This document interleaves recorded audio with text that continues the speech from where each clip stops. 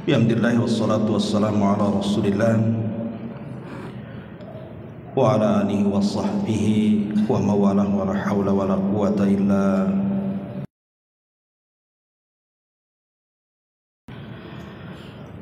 Alhamdulillah, di malam hari ini kita bisa duduk kembali di majelis ilmu di Masjid Muhajirin.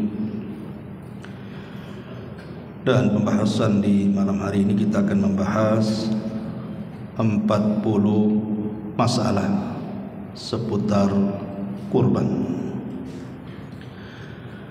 Karena kita sudah berada di penghujung bulan Dzulqa'dah, artinya sebentar lagi masuk di bulan Dzulhijjah,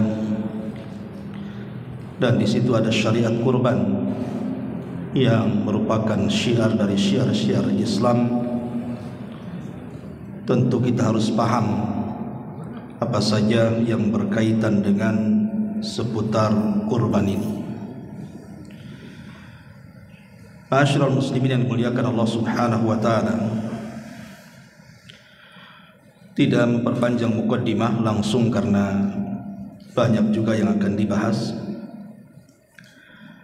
Yang pertama kita akan membahas tentang kapan disyariatkan kurban ini. Sebagaimana yang ma'ruf di dalam sejarah, yang tercantum di dalam Al-Quranul Karim, bahwa syariat kurban ini sudah ada sejak zaman Nabi Allah Ibrahim alaihi salatu wassalam. Dan itu difirmankan di dalam Al-Quranul Karim, di mana Allah Subhanahu wa taala mengatakan dalam surah As-Saffat ayat 107 dan seterusnya, wa fadainahu bidzibhin azim wa tarakna alaihi fil akhirin. Dan kami ganti Ismail dengan penyembelihan yang besar, maksudnya dengan kambing kurban yang sangat besar. Dan kami tinggalkan cerita mereka bagi orang-orang yang setelahnya, termasuk kita. Jadi kisah singkatnya adalah ketika Ibrahim alaihi salatu wassalam menjenguk putranya yang ada di Mekah dari Palestina, Ibrahim alaihi salatu wassalam dimimpikan, dalam mimpinya dia menyembelih putranya, sehingga dia berdialog dengan Ismail dan mengatakan, inni ara fil manami anni adbahuka fanzur madza tara. Wahai putraku, semalam ayahmu bermimpi bahwa ayahmu menyembelih dirimu. Macam mana pendapatmu? Maka Ismail alaihi salam mengatakan, ya abatif al ma tu'mar satajiduni insyaallahu minas sabirin. Wahai ayahku, kalau ini perintah Allah Subhanahu wa taala, lakukan saja, dan engkau akan mendapati aku sebagai hamba Allah yang sabar. Maka terjadilah penyembelihan itu. Tapi kemudian Allah Subhanahu wa taala mengganti Ismail dengan kambing. Sejak itulah kemudian berlaku syariat kurban.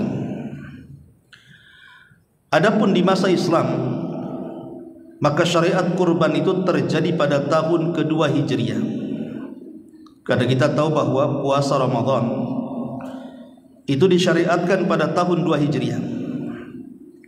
Dan setelah Ramadan kemudian Idul Fitri, kemudian setelahnya ada Idul Adha. Jadi itu beruntun. Maka para ulama sejarah bahwa mengatakan salat Idul Fitri, salat Idul Adha, kemudian syariat zakat dan kurban itu dalam satu tahun yang sama. Maksudnya pada tahun kedua Hijriah. Itu dari sisi sejarah pensyariatan kurban. Kemudian yang kedua, tentang dalil-dalil disyariatkan kurban itu jelas. Allah Subhanahu wa taala menyebutkan dalam surah Al-Kautsar ayat 2, fasalli li rabbika wanhar, salatlah untuk Rabbmu dan berkurbanlah. Dan Nabi sallallahu alaihi wasallam juga berkurban. Ada sebuah hadis yang dikeluarkan Imam Muslim dari Anas ibn Malik radhiyallahu an, dhahan Nabi sallallahu alaihi wasallam bi kabshaini amlahaini aqra wa samma wa kabbara wa wada'a rijlahu.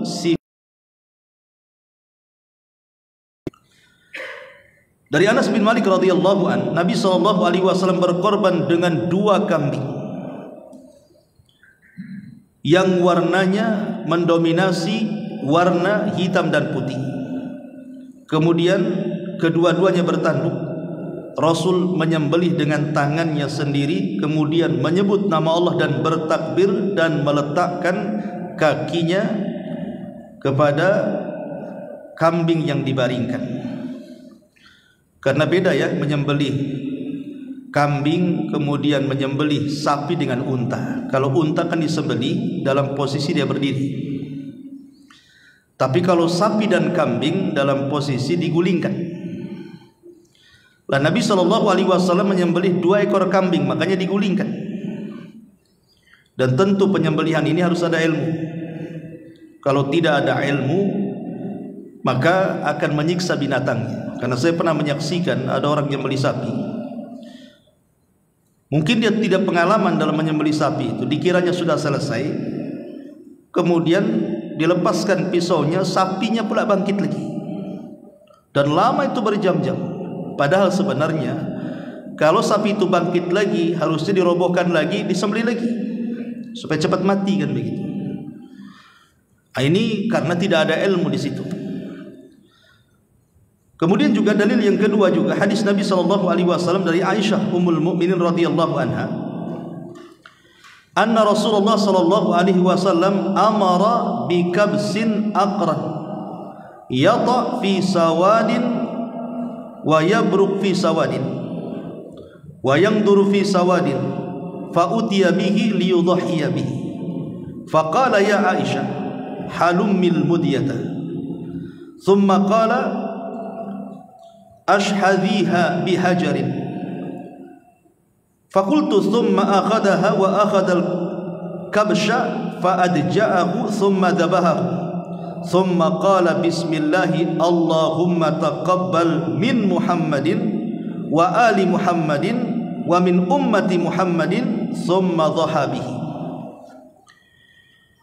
Nabi sallallahu alaihi wasallam, kata Aisyah, memerintahkan untuk menyembelih domba yang bertanduk, berkaki hitam, sekitar matanya hitam, dan perutnya juga hitam.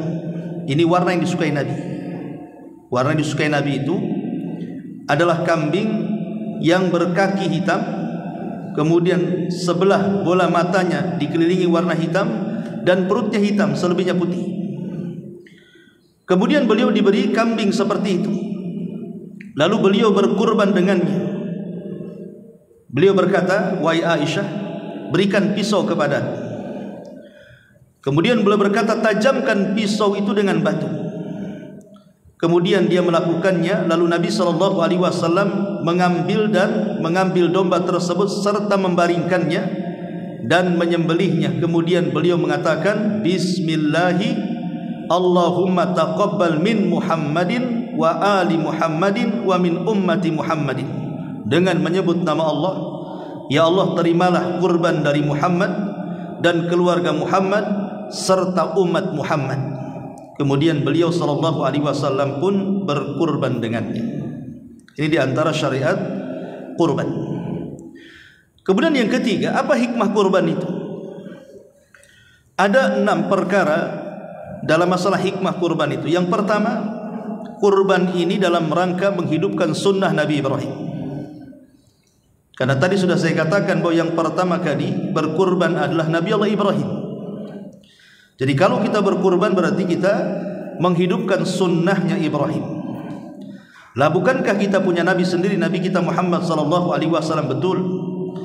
Tetapi ada ayat Al-Quran yang mengatakan, anittabi millata Ibrahim, hendaklah kita mengikuti agama Ibrahim. Karena agama Rasul dengan agama Ibrahim itu sama di atas tauhid.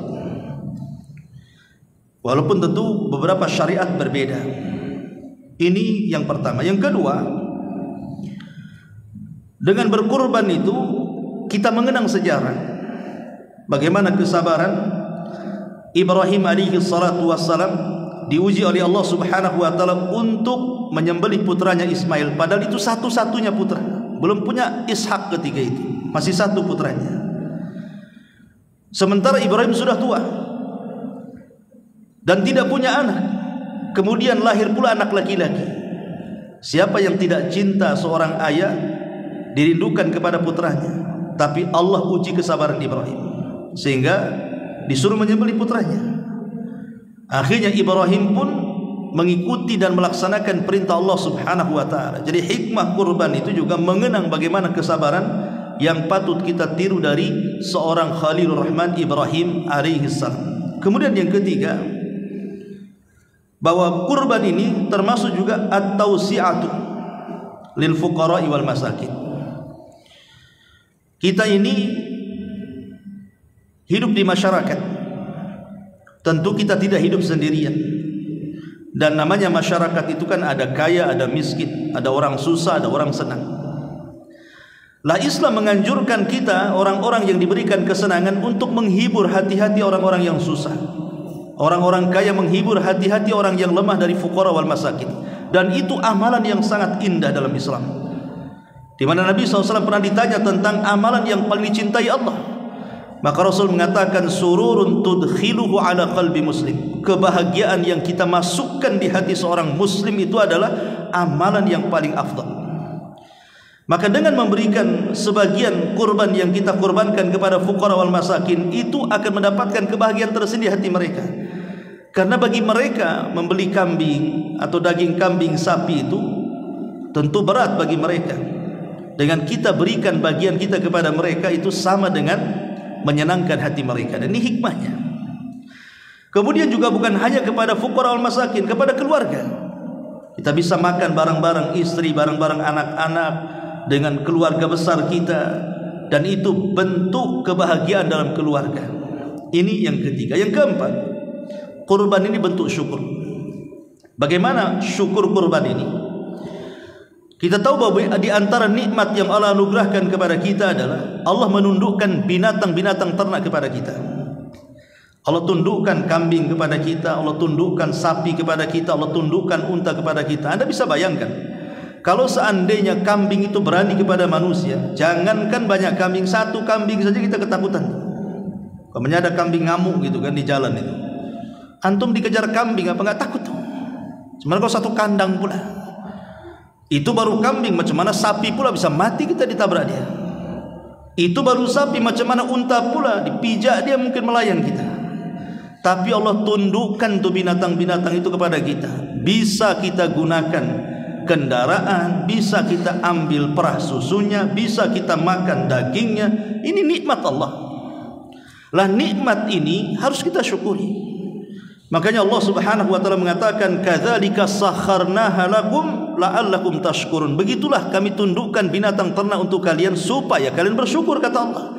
Lah bentuk syukurnya ada dengan cara berkurban. Ini yang keempat. Yang kelima, bahwa kurban itu syiar. Syiar-syiar Allah Subhanahu wa taala itu banyak.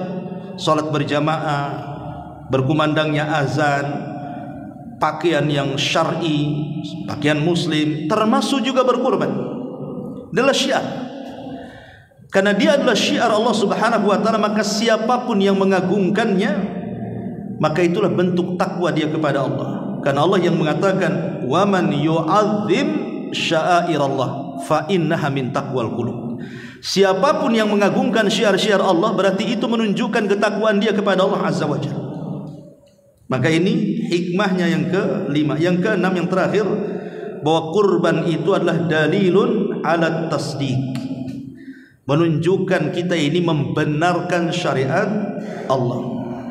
Ketika Allah perintahkan berkurbanlah, maka kita berkurban. Ketika Nabi SAW mencontohkan bagaimana dia berkurban, maka kita pun mencontoh Nabi SAW. Itu bentuk tasdik, pembenaran kita kepada syariat Nabi.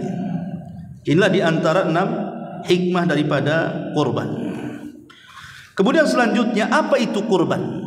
Definisinya apa itu kurban itu? Maka kurban adalah ismun lima yudbahu minal an'ami yauman nahri ayyam wa ayyamat tasyriki biniyati taqarrubi ilallahi azza wa jalla. Jadi dalam bahasa Arab kurban itu al-udhiyah namanya. Udhiyah itu artinya sebuah nama untuk hewan yang disembelih dari hewan-hewan binatang ternak, bahimatul an'am. Kapan itu? Yauman nahri, di hari nahar. Nahar itu tanggal 10, berarti Idul Adha. Wa ayyamat tasyrik, dan hari-hari tasyrik, artinya 11, 12 dan 13, dengan niat mendekatkan diri kepada Allah Subhanahu wa taala. Perhatikan di sini definisi ini. Kurban itu adalah dalam bentuk sembelihan. Berarti kalau seseorang berkurban dengan buah-buahan, dengan sayur-sayuran, tidak dianggap kurban, karena itu tidak disembelih. Yang kedua, binatang yang disembelih harus bahimatul an'am, sebagaimana disebutkan dalam surah Al-Hajj, mim bahimatil an'am. Dan ulama tafsir ketika memberikan catatan kepada bahimatul an'am yang boleh dikurbankan itu adalah 3. Itu disebut bahimatul an'am. Pertama unta, yang kedua sapi, boleh juga yang sejenis sapi kerbau. Kemudian yang ketiga kambing, baik kambing domba, dalam bahasa Arabnya al-dha'nu, ataupun kambing kacang, dalam bahasa Arabnya al-ma'iz namanya. Berarti di sini ada 5. 1 unta, 2 sapi, 3 kerbau, 4 kambing domba, dan 5 kambing kacang. Ya sebenarnya 3, cuman itu kan sejenis ya. Ini disebut bahimatul an'am. Berarti selain daripada 3 perkara ini, 3 jenis binatang ternak ini tidak boleh dikurbankan. Ayam, entok, bebek, bahkan kuda sekalipun. Walaupun kuda itu kan sejenis juga, itu besar juga kan, tapi tidak boleh kurban dengan kuda, karena tidak disebutkan bagian daripada bahimatul an'am. Kapan penyembelihannya? Yauman nahri, ketika hari penyembelihan, maksudnya tanggal 10 plus juga hari tasyrik 11, 12 dan 13. Artinya penyembelihan itu 4 hari, mulai tanggal 10, 11, 12, 13 itu boleh menyembelih. Kemudian menyembelihnya itu betul-betul dalam rangka taqarrub, mendekatkan diri kepada Allah, bukan hanya semata-mata perkara makan daging, tidak. Lebih daripada itu, memang menyembelihnya karena Allah. Karena Allah yang mengatakan lan yanalallah luhumuha wala dima'uha walakin yanaluhu taqwa minkum. Yang sampai kepada Allah itu bukan darah kurban, bukan daging kurban, tapi yang sampai kepada Allah adalah ketakwaan orang yang berkurban. Ini definisi kurban. Adapun hukum berkurban sendiri, bagaimana hukum kurban? Terjadi silang pendapat tentang masalah hukum kurban ini. Sebagian para ulama, dan ini pendapat mayoritasnya, jumhur ulama, artinya mayoritas para ulama, mengatakan bahwa kurban itu sunnatun muakkadatun. Dia adalah sunnah yang ditekankan, muakkadah. Arti muakkadah itu Rasulullah SAW tidak pernah meninggalkan kurban setiap tahun. Kalau sunnah saja, kadang Rasul melakukan, kadang Rasul meninggalkan, itu namanya sunnah. Tapi kalau sudah dikatakan sunnah muakkadah, kalimat muakkadah di sini artinya sunnah yang tidak pernah ditinggalkan Nabi. Jadi sejak disyariatkan kurban pada tahun kedua Hijriah, maka Rasul terus setiap tahun berkurban sampai wafatnya beliau. Maka disebut sunnah muakkadah. Dan ini pendapat mayoritas para ulama ya. Tetapi berdalil dengan beberapa dalil dari hadis Nabi SAW. Pertama, Nabi mengatakan, "Idza ra'aitum hilala dzil hijjati wa arada ahadukum an yudhahiya falyumsik an sya'rihi wa adhafirihi syai'an." Rawahu Muslim. Apabila kalian melihat bulan Dzulhijjah, bulan Dzulhijjah kita lihat kayak melihat hilal Ramadan gitu kan. Apakah besok masuk tanggal 1 Dzulhijjah atau belum, kan melihat bulan. Dan di antara kalian menghendaki untuk berkurban, maka tahanlah rambut dan kuku kalian, jangan dicukur. Kalimat wa arada ahadukum, dan salah seorang diantarkan hendak berkurban, kalimat ini bukan menunjukkan wajib karena bukan perintah. Dikuatkan dengan Abu Bakar dan Umar pernah tidak berkurban padahal keduanya mampu. Abu Bakar dan Umar pernah tidak berkurban padahal keduanya mampu, untuk menunjukkan kurban itu tidak wajib. Tapi pendapat yang lain seperti pendapat Imam Auza'i, pendapat Imam Al-Laythi, pendapat Abu Hanifah, dan satu riwayat daripada Imam Ahmad mengatakan kurban itu wajib. Kenapa? Karena ada dalil Nabi SAW mengatakan man wajada sa'atan walam yudhahi fala yaqrabanna musallana. Siapa yang diberikan keleluasaan harta kok dia tidak berkurban, jangan pernah mendekati tempat sembahyang kami. Diusir dari sholat Id oleh Nabi. Jadi Rasul mengusir orang-orang yang sanggup berkorban tidak berkorban dari sholat Idul Adha. Nah, dari sini kata para ulama, berarti ancaman ini menunjukkan kurban itu wajib. Tapi wallahu alam, saya pribadi cenderung bahwa kurban itu sunnah muakkadah bagi yang mampu. Karena ada perbuatan sahabat Abu Bakar dan Umar tidak berkurban padahal keduanya mampu berkurban. Taib. Sekarang pertanyaannya, mana lebih utama, kita bersedekah ataukah berkurban? Umpamanya kita punya uang 5 juta. Di samping rumah saya umpamanya ada masjid yang belum selesai. Tapi di situ juga disyariatkan kurban. Mana yang lebih utama? Maka para ulama mengatakan bahwa seperti yang disebutkan oleh Al-Imam Muhammad ibn Utsaimin rahimahullahu ta'ala, bahwa dzabhul udhiyati afdal minas sadaqati bi thamaniha. Menyembelih kurban itu lebih utama dibandingkan sedekah seharga kurban. Tentu ada alasannya. Satu, karena kurban itu adalah perbuatan Nabi. Perbuatan Nabi dan waktunya kan terbatas, hanya tanggal 9 sampai tanggal 13 kan. Sementara sedekah itu kan tidak terbatas, dalam setahun kapan saja. Yang kedua, bahwa kalau seandainya orang memilih sedekah dibandingkan kurban, tentu orang memilih sedekah, dan nanti syiar kurban ini akan hilang. Kenapa? Karena sedekah lebih mudah dibandingkan kurban kan. Kurban itu harus beli kambingnya, nyembelih sendiri, bagi-bagikan macam-macam kan, banyak kesibukan. Jadi kalau ditinggalkan kurban kemudian beralih kepada sedekah, maka syiar kurban akan hilang. Kemudian yang ketiga, kalau memang sedekah lebih afdal dibandingkan kurban pada waktunya, itu lebih afdal tentu akan dijelaskan Nabi SAW, dan tentu Rasul akan mencontohkan seperti itu. Tapi Nabi SAW tetap mencontohkan kurban. Dari sini bahwa kalau sudah tanggal 10, 11, 12, 13, maka lebih baik kurban dibandingkan sedekah yang lainnya. Kemudian pertanyaan berikutnya, mana yang lebih utama? Sekarang kan hewan kurban ini kan ada 3 nih, unta, kambing, kemudian sapi. Mana yang lebih utama dari 3 hewan ini?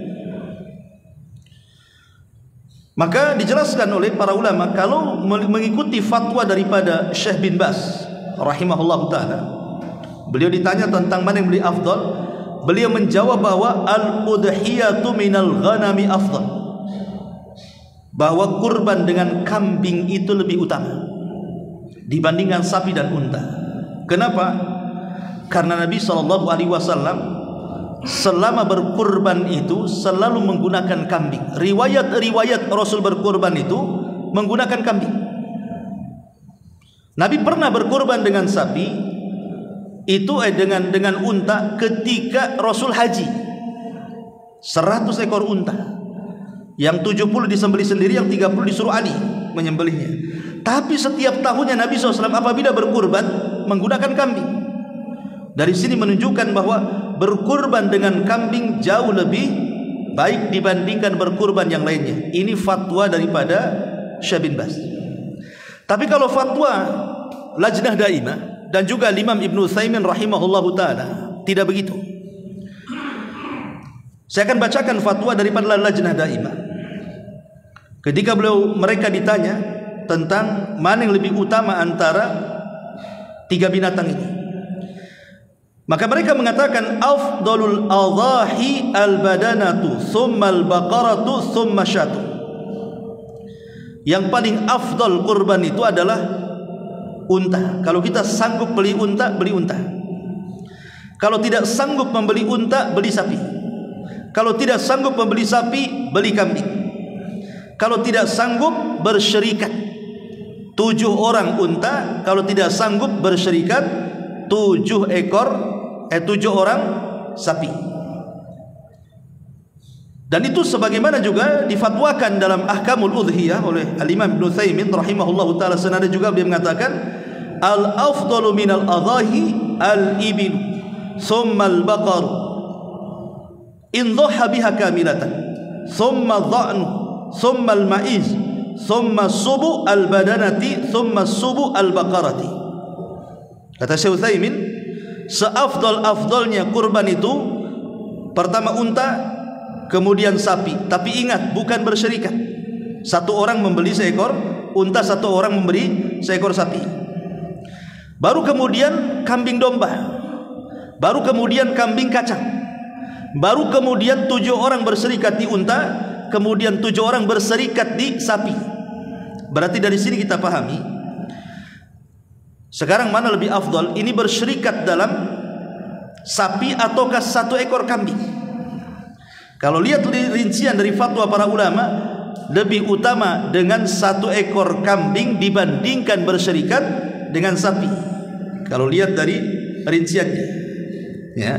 Dan ini pendapat yang kuat wallahu alam adalah fatwa daripada Syekh Ibnu Utsaimin dan juga fatwa Lajnah Daimah. Kenapa demikian? Karena melihat bahwa manfaatnya jauh lebih banyak dibandingkan yang sedikit. Contoh umpamanya 1 ekor unta dengan 1 ekor kambing, ya lebih banyak unta lah kan dagingnya, manfaatnya lebih banyak, fakir miskinnya lebih banyak lagi dibagi. Itulah melihat dari manfaatnya.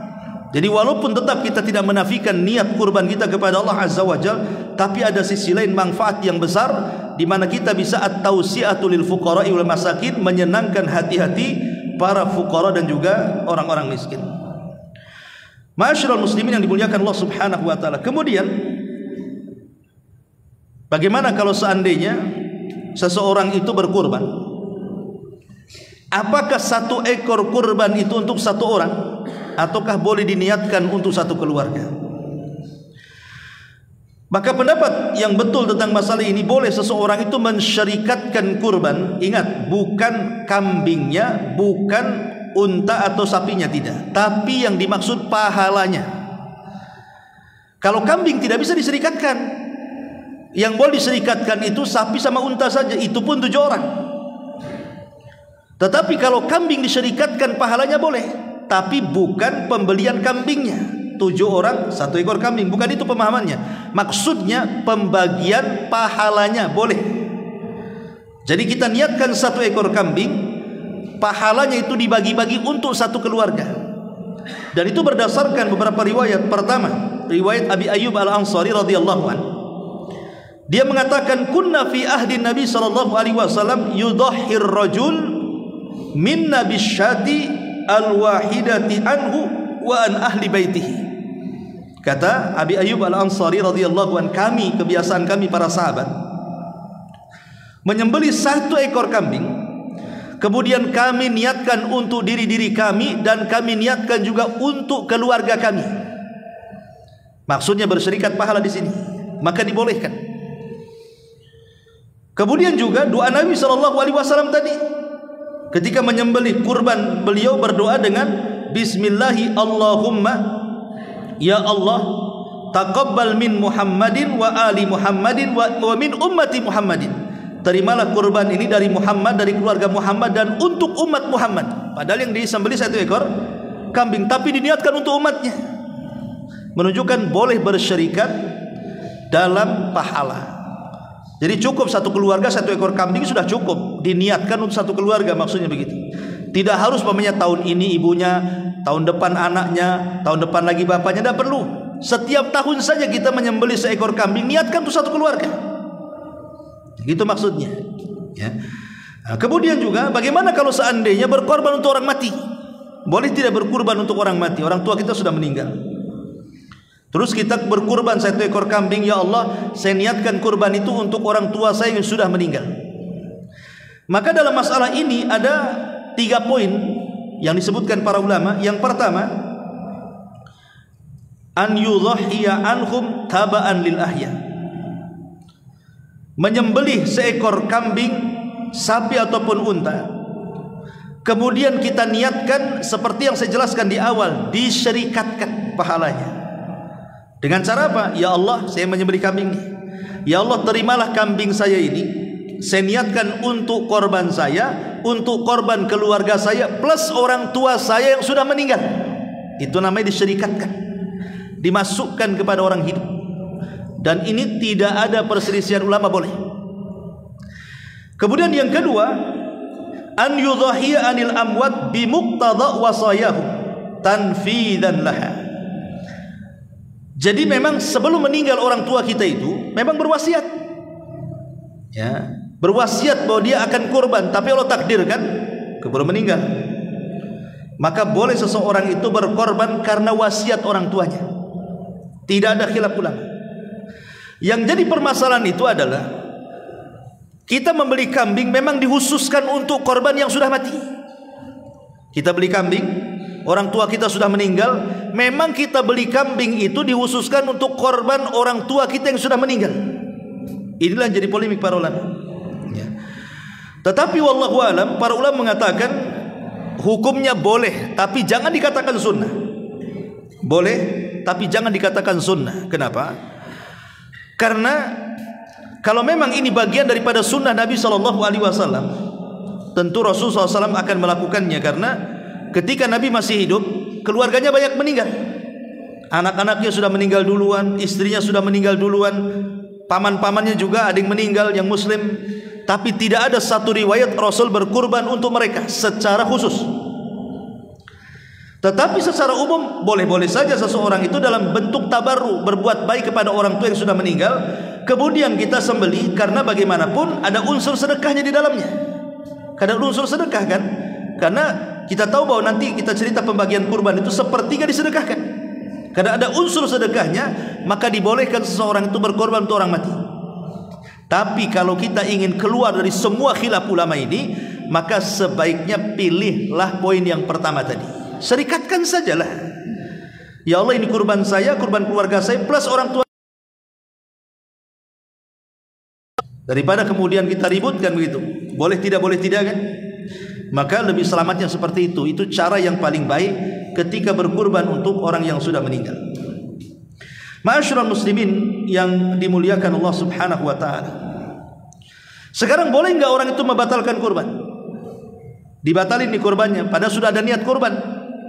Sudah ngomong juga, antum mau kurban tahun ini? Insyaallah saya mau kurban. Kalau sudah habis gajian saya, kalau betul-betul keluar tuh gajian saya kurban lah, katanya. Betul-betul keluar gajiannya, motor pula belum lunas. Udahlah, lunasi motor aja lah. Itu namanya membatalkan niat kurban. Uangnya sudah ada, ya. Bagaimana hukumnya membatalkan niat kurban ini? Baik, Al-Imam Ibnu Utsaimin rahimahullah tadi ditanya tentang masalah ini, tentang membatalkan hukum kurban di sini. Apa kata para ulama? Syekh Utsaimin rahimahullah mengatakan, idza taqarrar, ini ucapan beliau, idza taqarrar annal udhiyata sunnatun faman nawa an yudhahiya thumma fasakha niyyatahu fala syai' alaihi biruju'ihi. Kata beliau, apabila seseorang sudah menetapkan akan kurban, dan kurban adalah sunnah, jadi dia berpendapat yang mengatakan kurban itu sunnah muakkad. Tapi kalau yang mengatakan wajib beda hukumnya. Ini bagi yang mengatakan kurban itu sunnah muakkad. Maka kata beliau, apabila seseorang sudah niat kemudian dibatalkan tidak ada masalah, karena ini kan hanya sunnah saja. Sunnah saja. Lain kalau yang wajib, berarti membatalkannya berdosa ya kalau dia berpendapat yang wajib kan. Tapi kalau dia berpendapat bahwa kurban itu sunnah muakkadah tidak ada masalah, kecuali kata Syekh Utsaimin, kalau ketika membeli kambing dia sudah niatkan kambing itu untuk kurban, diucapkan. Pamannya tukang kambingnya nanya, mau beli kambing untuk apa? Untuk kurban. Nah, jelas terucap tuh, untuk kurban. Berarti kalau sudah dibeli kambingnya dan sudah terucap dan didengar ucapannya itu kambing kurban, maka tidak boleh dibatalkan, kecuali kalau membeli kambingnya tidak menyebut untuk kurban, hanya beli kambing itu saja. Nah, itu boleh dibatalkan. Tapi kalau dikatakan hewan kurban, nah sudah. Tapi kalau belum beli kambing ya tidak masalah, belum saja kan, maka bisa dibatalkan. Itu kata beliau di dalam kitabnya Asy-Syarhu Al-Mumti'. Ma'asyiral muslimin yang dimuliakan Allah Azza wa Jalla, apakah kemudian juga ketika membeli kambing kita katakan bahwa kita mau korbankan, kita katakan mau korban sebaiknya mengatakan dia. Jadi bagi antum yang ingin kurban, ketika membeli kambing, membeli sapi, membeli unta, harus diucapkan ya bahwa saya beli kurban. Termasuk ketika menyembelih, apakah niatnya juga harus diucapkan? Iya, harus. Kurban itu harus dilafadzkan, harus dilafadzkan. Maksudnya dilafadzkan itu dia mengatakan Bismillahi Allahu Akbar, hadza minni, gitu ya, ini dariku, dan juga wa min ahli baiti, dan dari keluargaku. Ya Allah, terimalah ini kurban dariku dan untuk semua keluargaku. Itu maksud dilafadzkan. Tetapi kalau kita sebagai wakil, kita mewakili nih, seperti di Muhajirin ini kan buat panitia kurban, datang orang-orang dari luar ini naruh kurbannya di Muhajirin. Berarti kan di sini sebagai wakil daripada korbaner yang di luar kan. Maka jangan salah sebut nanti ketika menyembelih ini. Pamannya orang yang menyembelih bukan yang punya kambing, tetapi panitia di sini. Jangan bilang ya Allah terimalah kurbanku, itu kurban orang kok. Kok terimalah kurbanku pula. Ya. Maksudnya jangan bilang Allahumma taqabbal minni, ya Allah terimalah kurbanku, bukan, tapi Allahumma taqabbal min fulan bin fulan. Sebutkan. Ya, disebutkan nama-namanya itu. Kalau umpamanya sapi 7 orang disebutkan satu-satu. Baru kemudian disembelih. Ya, karena kan kita tidak di situ. Berarti orang yang berkorban yang disebut namanya. Nah, ini kalau memang kita sebagai wakil daripada orang lain. Ini juga yang harus dipahami tentang masalah niat kurban. Bagaimana kalau seandainya seseorang itu dititipi untuk beli kurban, lupa pula setelah hari tasyrik baru ingat. Pokoknya orang Singapura nih, nitip ke Muhajirin, siapa panitia di sini? Pak Rasul memangnya, Pak Rasul, tolonglah ini saya mau kurban di Muhajirin, beli seekor sapi. Ya, kata Pak Rasul tuh. Lupa ketika sudah hari tasyrik, lupa sampai selesai hari tasyrik. Oh, iya ada transferan nih. Padahal saya itu sudah ngomong iya di awal Dzulhijjah itu, tapi Allah takdirkan lupa, baru ingat setelah hari tasyrik. Pertanyaannya, apakah boleh kita membeli sapi kemudian disembelih dan itu dianggap kurban? Maka Syekh Utsaimin mengatakan tidak boleh, karena itu menyembelih di luar waktu. Berarti uang itu disimpan sampai tahun depan lagi. Tapi jangan lupa lagi tahun depannya. Itu sengaja. Maksudnya tahun depannya lagi baru dibelikan sapi, kemudian baru disembelih di hari yang memang boleh dikurbankan, 10, 11, 12 dan 13. Nah gitu. Berbeda kasusnya dengan kambing lari. Kalau kambing lari nih, namanya kita sudah beli kambing, lari kambingnya, pas hari H-nya nggak ada, dicari-cari tanggal 11 nggak ada, tanggal 12 ada, baru kemudian ketahuan tanggal 15, rupanya sembunyi dia kambingnya, baru ketahuan tuh. Tapi kan sudah di luar tuh, sudah di luar hari tasyrik kan. Maka para ulama melihat kepada awalnya, apakah ketika dia membeli kambing kemudian dia merawatnya betul-betul bukan karena keteledoran. Kan ada orang karena keteledoran, beli kambing kok nggak diikat, dia lupa kan itu. Ini betul-betul sudah diikat, sudah dikandangi, sudah berusaha lah, nggak mungkin lolos. Tapi Allah takdirkan pamannya, entah hujan, entah angin, entah apa merusak kandangnya, kemudian pergi. Maka kalau ketahuan walaupun di luar tasyrik, kalau ulama mengatakan boleh disembelih dan itu bagian kurban. Tapi kalau karena kelalaiannya, ingat, kalau karena kelalaian dia Memang dia beli kambing nggak diikat kan itu, maka tidak bisa dikorbankan kecuali tahun depan. Bagaimana kalau sama sekali tidak ketahuan nih, minggat gak ketahuan gitu kan? Maka ulama mengatakan kalau dia memang orangnya kaya, banyak uang, beli lagi. Kalau memang dia punya uang, kali sudah tidak ditemukan, seperti saya dengar itu tiban kampung dulu ada sapi masuk ke hutan gak ketemu kan itu. Alam sudah ditemukan atau enggak tuh? Ya, yang di tiban kampung itu. Sayembara aja lah kita cari. Tapi udah berapa tahun yang silam cerita orang sana gitu. Nah itu kalau sudah nggak ditemukan ya sudahlah, niat kita berkorban itu sudah dianggap pahala insyaallah. Taib. Ma'asyiral muslimin yang dimuliakan Allah Subhanahu wa taala. Kemudian apa saja larangan-larangan orang yang hendak berkorban? Dalam sebuah hadis Nabi sallallahu alaihi wasallam mengatakan,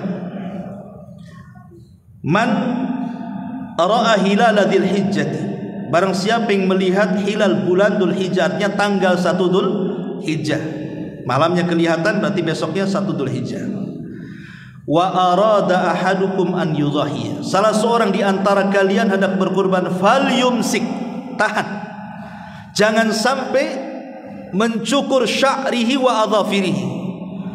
Falyumsik min sya'rihi wa adhafirihi, jangan mencukur rambut, bulu, dan jangan memotong kuku dari tanggal 1 sampai hewannya dikurbankan.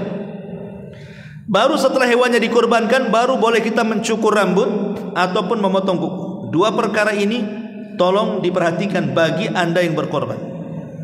Dari tanggal 1 Dzulhijjah tidak boleh potong kuku, tidak boleh pangkas rambut. Ini dikiaskan kepada orang-orang yang sedang ihram, yang sedang haji. Kan mereka kan sedang haji itu di Mekah. Maka kita di sini sedang kurban. Sebagaimana jemaah haji ketika ihram banyak larangan, begitu juga dalam berkurban ada larangan-larangannya. Cuma tidak sebanyak orang ihram saja. Tidak boleh mencukur semua bulu dari atas kepala sampai kaki, dan tidak boleh memotong kuku. Yang jadi persoalan adalah tentang hukumnya. Tentang hukum memotong kuku, memotong rambut. Bagaimana hukum menurut para ulama? Ma'asyiral muslimin yang dimuliakan Allah Subhanahu wa taala, sebagian para ulama mengatakan tentang masalah ini bahwa hukum memotong rambut dan kuku bagi yang berkorban ini maksudnya karena pengetahuan dia ya. Kalau tanpa sengaja atau tidak tahu hukumnya beda. Ini sudah tahu hukumnya, ada yang mengatakan bahwa haram hukumnya, memotong itu haram. Ada yang mengatakan makruh. Jadi paling tinggi makruh, paling tinggi haram. Sekarang masalahnya, bagaimana kalau seandainya kan setiap hari kita nyisir? Setiap hari kan kita nyisir.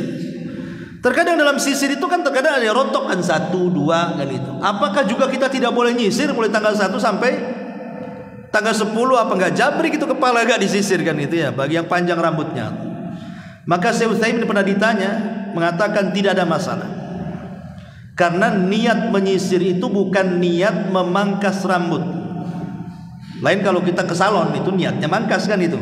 Kalau nyisir kan nggak ada niat mangkas rambut, memang dia mau merapikan rambut kan. Kalau seandainya ada 1-2 rambut yang jatuh, yang rontok, maka itu tidak dianggap.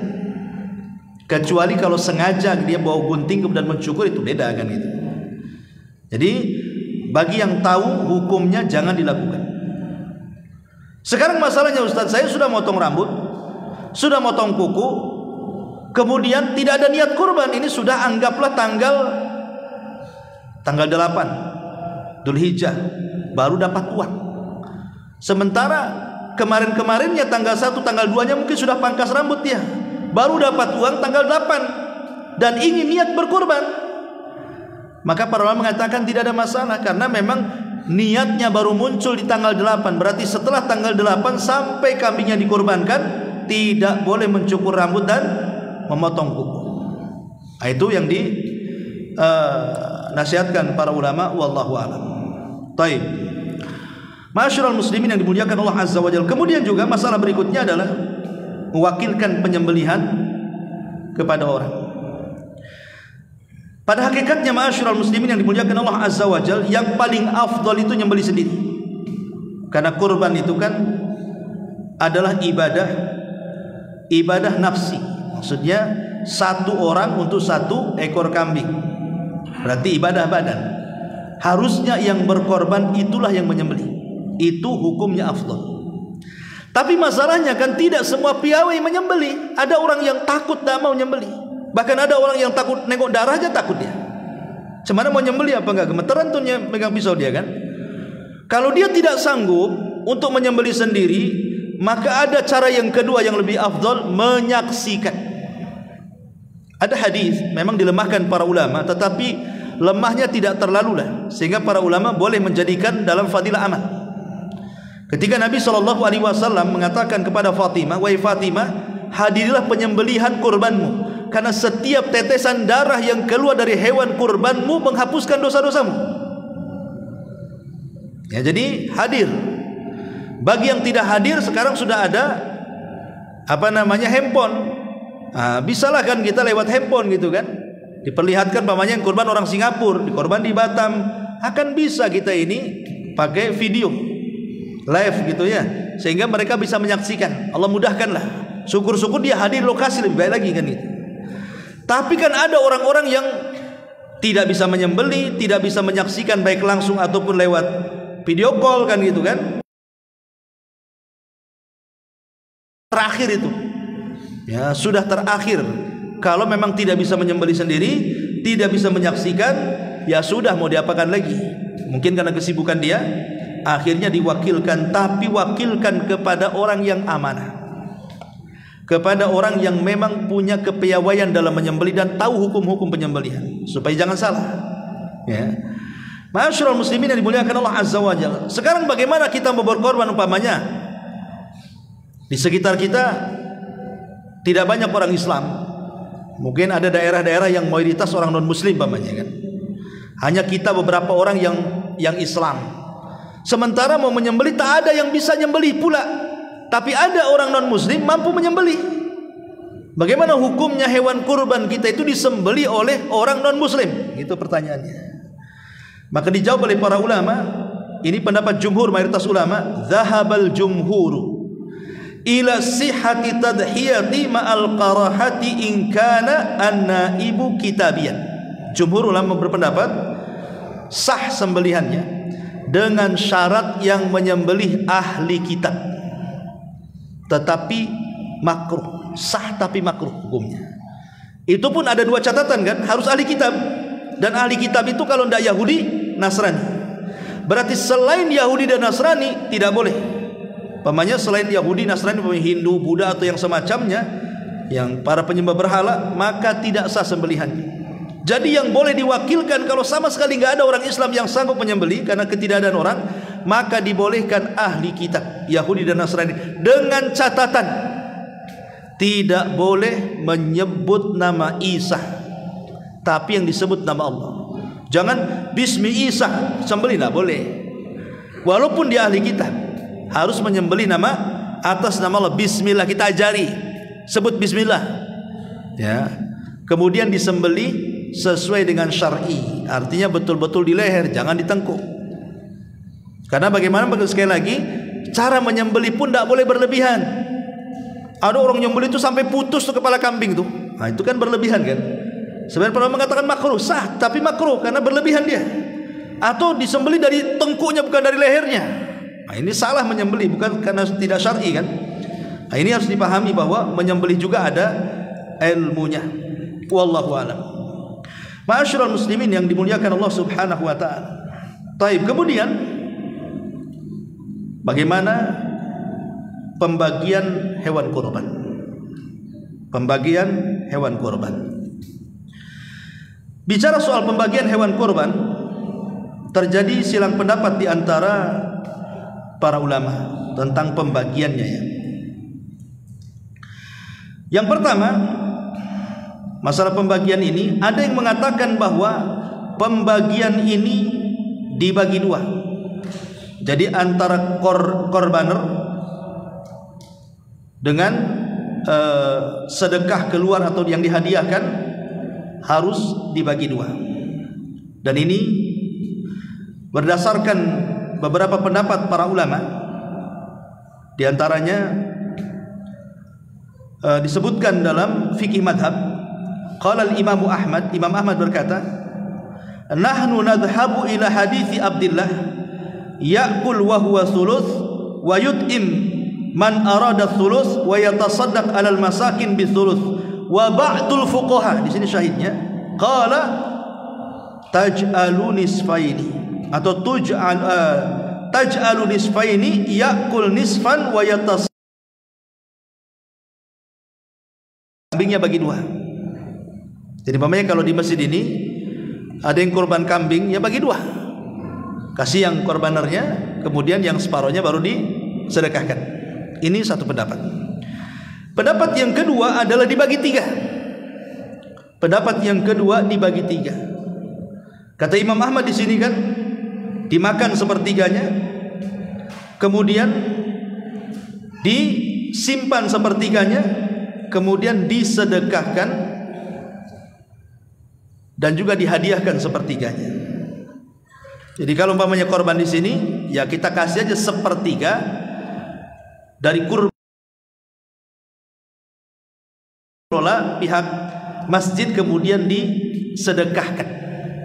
Sedekahkan, atau boleh jadi mungkin mau dihadiahkan kepada orang-orang kafir, tidak apa-apa.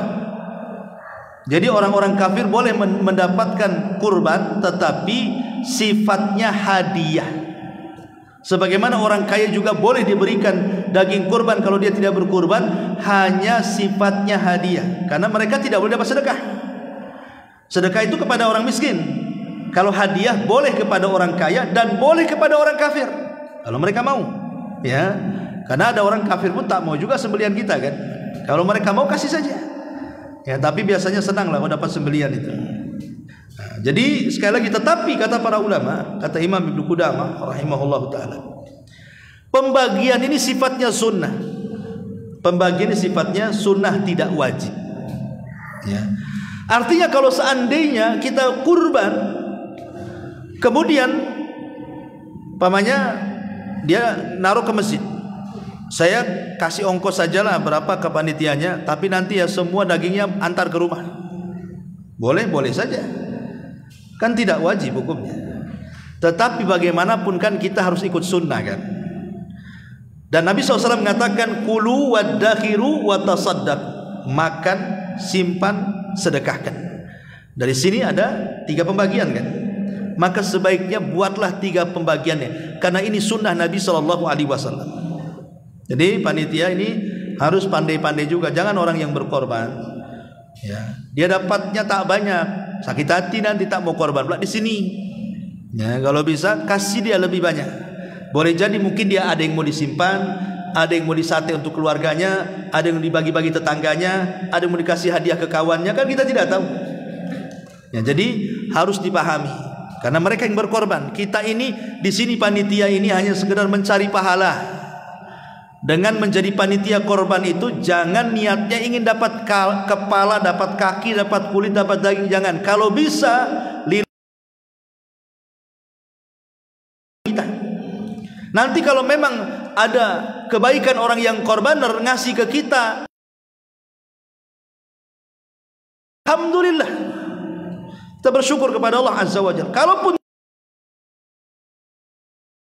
besar dibandingkan satu kresek kambing, ya. Masyaallah muslimin yang dimuliakan Allah Subhanahu wa taala. Sekarang yang jadi polemik adalah, yang sering ditanyakan di masyarakat itu adalah hadis Nabi SAW ketika mengatakan kepada Ali radhiyallahu an, jangan kau beri upah kepada tukang jagal. Ya, jangan kau beri upah kepada tukang jagal, kata Rasul. Ketika Rasul menyembelih 100 ekor unta, kemudian yang 70 Rasul sembelih sendiri, yang 30 sembelih Ali. Lah pesan Rasul kepada Ali, jangan kau kasih upah para penjagalnya. Akhirnya Ali berinisiatif memberi upah dari kantongnya sendiri. Sekarang jadi masalah adalah yang sering ditanyakan, Ustaz, apakah panitia juga termasuk bagian daripada tukang jagal, sehingga tidak boleh ngambil dapat dagingnya gitu ya, atau minta kepalanya, atau minta kakinya, atau kulitnya, dan begitu seterusnya. Maka setelah ada kajian beberapa asatid kita kemudian bertanya juga kepada para ulama. Jadi ada hadis dari Salamah bin Al-Aqwa, dia berkata, "Man dhaha minkum fala yusbihanna ba'da thalithati." Allah yu'tiya jazzar, seseorang tidak boleh kemudian memberi upah jazzar. Jazzar ini apa definisinya? Langsung menyembelih, itu disebut jazzar. Jadi jazzar itu yang langsung menyembelih. Jadi yang pegang pisau kemudian nyembelih hewannya, itulah tukang. Kita lihat panitia kan tidak semua nyembelih. Ada yang bagian motong, ada yang bagian nguliti, ada yang bagian ngereseki, ada yang bagian nimbang, kan gitu ya. Itu bukan jazzar, itu lebih tepat disebut dengan taukil. Dia mewakili korbanan, bukan tukang jagal. Berarti tukang jagal itulah yang menyembelihnya itu. Adapun panitia-panitia yang dibentuk di masjid ini itu bukan tukang jagal, karena mereka juga profesi bukan tukang jagal. Mereka lebih tepatnya taukil, mewakili korbanan, sehingga boleh memakan dan mendapatkan bagian daripada hewan kurban. Ini harus dipahami tentang larangan tidak boleh memberikan upah kepada tukang jagal. Nah, berarti tukang jagalnya kita upah dari yang lainnya, tidak usah kemudian kita nuruti tukang jagal. Karena ada zaman dulu itu kan, kalau dia menyembelih berarti dia berhak mendapatkan kepala, mendapatkan kaki, mendapatkan kulit. Oh, tidak bisa. Kalaupun mau ngasih upah tukang jagal, kasih pakai duit berapa kan gitu ya. Walaupun dia dapat bagian bukan upah, memang dia dapat bagian entah karena dia miskin atau sebagai hadiah dari korbaner, itu tidak ada masalah. Tapi kalau umpamanya dia mengambil bagian dari daging, kulit, kepala, kaki atau apapun namanya dari anggota badan kurban itu, kalau itu sebagai upah maka haram hukumnya. Ya, jadi itu harus dipahami tentang masalah ini. Kemudian juga boleh nggak seseorang itu menyimpan hewan kurban? Kadang-kadang tahun kemarin kita kurban nih, tahun ini belum habis di kulkas tuh. Jangan ada orang yang nyimpan daging itu bertahun-tahun. Mungkin karena dia kurban sapi gitu, 1 ekor sapi, jadi banyaklah disimpan di kulkas itu. Yang nggak disentuh-sentuh sampai tahun ini. Tahun kemarin kurban, tahun ini pun disentuh. Tahun ini kurban lagi, makin penuh lagi tuh itunya kan kulkasnya. Dulu di zaman Nabi SAW memang ada larangan, tidak boleh menyimpan daging itu lebih daripada 3 hari. Nggak boleh. Kata Nabi SAW, tidak boleh menyimpan hewan kurban itu lebih daripada 3 hari. Makan. Tapi kemudian larangan Nabi SAW ini akhirnya dimansuh, dihukum.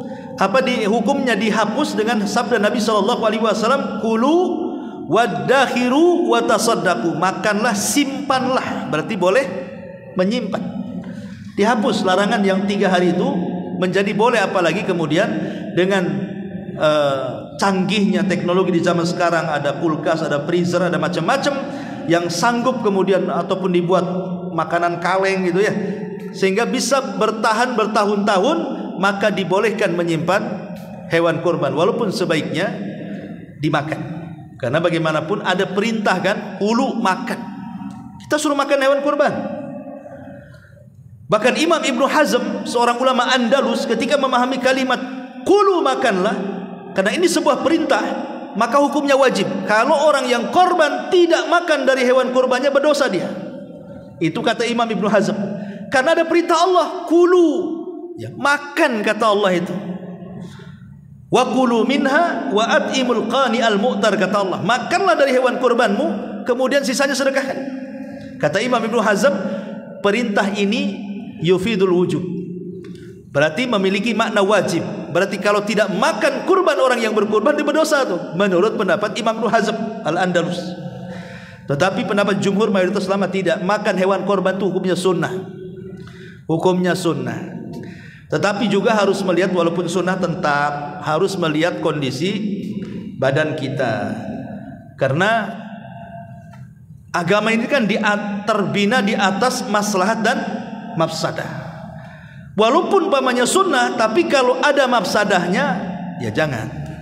Contoh umpamanya kalau makan kambing naik kolesterolnya, makan kambing naik gulanya, makan kambing naik asam uratnya, jadi masalah jadinya kan?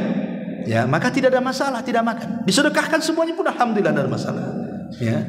Ma'asyiral muslimin yang dimuliakan Allah Subhanahu wa taala, itu juga masalah-masalah yang harus dipahami. Ya. Termasuk juga masalah yang lain tentang syarat-syarat kurban. Syarat-syarat kurban ini dijelaskan oleh para ulama. Ada beberapa syarat yang harus dipahami, khususnya Anda yang ingin berkurban, wajib tahu syarat-syaratnya. Apa saja syarat-syaratnya? Yang pertama, ya, syarat-syarat kurban itu yang berkaitan kurban dengan hewan kurbannya dulu, yang berkaitan dengan hewan kurbannya. Dia harus bahimatul an'am, tadi sudah jelaskan, kambing, sapi, unta atau yang sejenisnya, kerbau dan kambing kacang. Ya. Kemudian yang kedua, harus terbebas dari cacat. Dan cacat yang menjadikan korban tidak sah ada 4. Jangan sampai kita membeli hewan kurban ada 4 cacat yang disepakati ulama. Kalau dipaksakan tidak sah kurbannya. Dan itu tertuang dalam hadis Nabi SAW. Kata Nabi SAW, arbaun, 4 perkara, la tajuzu fil adhahi, tidak boleh ada pada hewan kurban.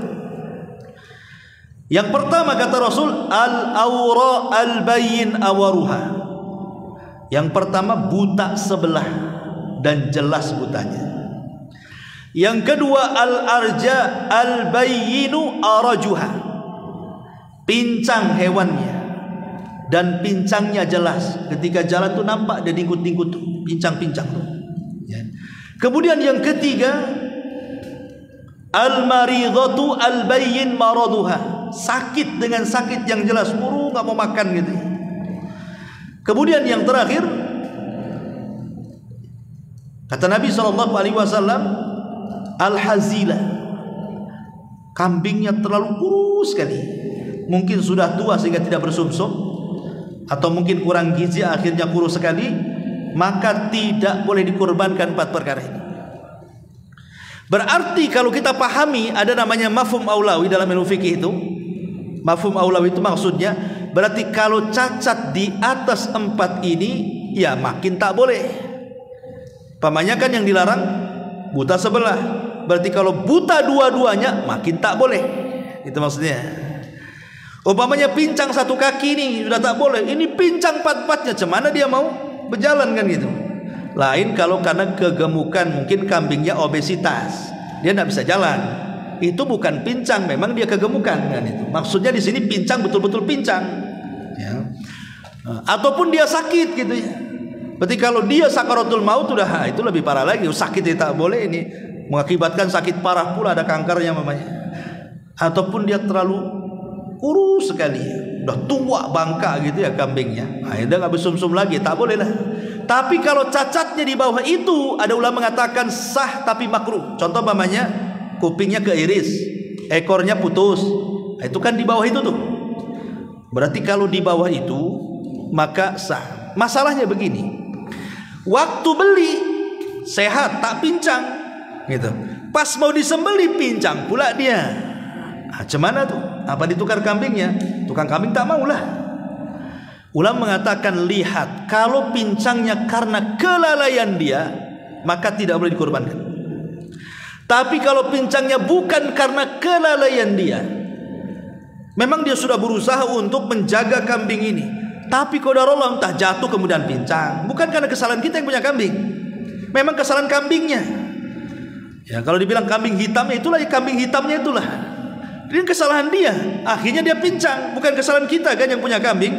Kalau itu kesalahannya dari kambingnya, berarti sah dikorbankan. Walau kita, mungkin kita terlalu semangat nariknya gitu kan, nggak mikir ini dari lori ke bawah ini suruh loncat gitu ya. Tahu ini bukan kambing gunung, mau ditarik, mau didorong, akhirnya pincang. Nah, itu tak boleh karena kelelahan kita itu namanya. Nah, itu ulama membagi seperti itu. Boleh tidaknya soal kurban ini. Masalah kurban masih banyak, tapi sudah jam 9, insya Allah kita lanjutkan minggu depan. Wallahu a'lam bishawab. Dan ada manfaatnya. Subhanallah bihamdika asyhadu an la ilaha illa anta astaghfiruka wa atubu ilaik. Allahu taala alam. Assalamualaikum warahmatullahi wabarakatuh.